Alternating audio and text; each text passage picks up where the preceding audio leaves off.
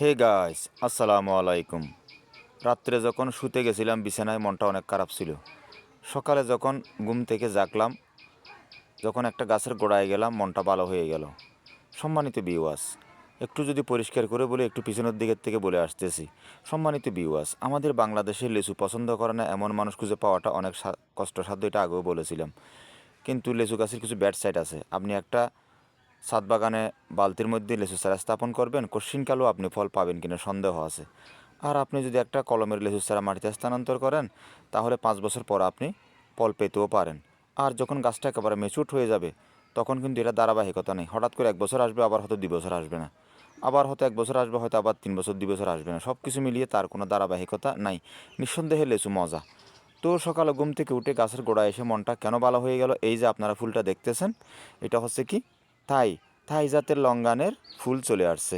এই গাছটার বয়স, অর্থাৎ আমি যখন মাটিতে স্থানান্তর করেছি, মানে এই যে বর্ষাকালটা চলে গেছে, ওই বর্ষার শুরুতে আমি এটা স্থানান্তর করেছিলাম। আর একটা বর্ষা কিন্তু এখনও আসেনি, তার মানে এটা এখনও সারা গাছে পরিণত হয়নি। তার আগেই কিন্তু এটা ফুল শুরু হয়ে গেছে। এটাই হচ্ছে লঙ্গানার লেচির মধ্যে বৈশিষ্ট্য। তবুও কিন্তু লঙ্গানার লেচু তারা বাই বাই। সম্মানিত ভিউয়ার্স, একেবারে ক্লোজলি আমি গোড়াটা দেখাচ্ছি আপনাদেরকে। এটা হচ্ছে কি আমার গাছের গোড়া, আর এটা হচ্ছে কি বাঁশ, এটা দিয়ে সাপোর্ট দিয়েছি।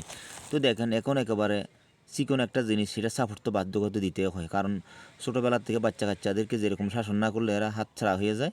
সেজন্য ছোটো অবস্থা ছাড়াও কিন্তু সাপোর্ট দিয়ে আপনার ইচ্ছে মতো আপনি তুলতে পারবেন, তাহলে কিন্তু এটা বড় হওয়ার পরে একটা সুন্দর গঠনাকৃতির গাছ আপনি পেয়ে যাবেন। এটাই হচ্ছে সাপোর্ট দেওয়ার মানে ভালো দিক।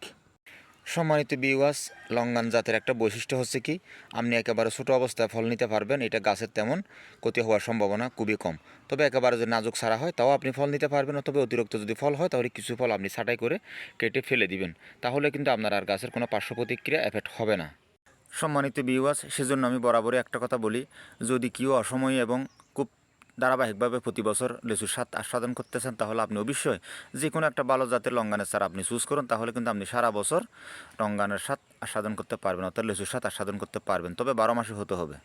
সম্মানিত ভিউয়ার্স, গুরুত্বপূর্ণ টিপস, এই যে আপনারা ইয়াং জেনারেশন ফুলগুলো দেখতেছেন, এখানে আপনারা রিপকট স্প্রে করে দেবেন, অথবা বিপরীত হিসেবে ক্লোরোপাইরিফস স্প্রে করে দেবেন সঠিক মাত্রায়।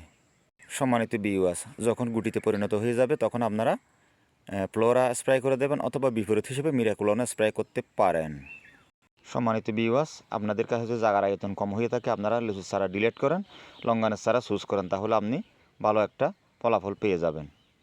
পরিশেষে একটা কথা, গাছ মানুষের পরম বন্ধু, গাছ কখনো বেইমানি করে না। সবাই ভালো থাকবেন। আসসালামু আলাইকুম। ভিডিওটা ভালো লাগে লাইক করবেন, কমেন্ট করবেন, শেয়ার করবেন, সাবস্ক্রাইব করবেন। আসসালামু আলাইকুম রহমতুল্লাহ বরকাত। খোদা হাফেজ।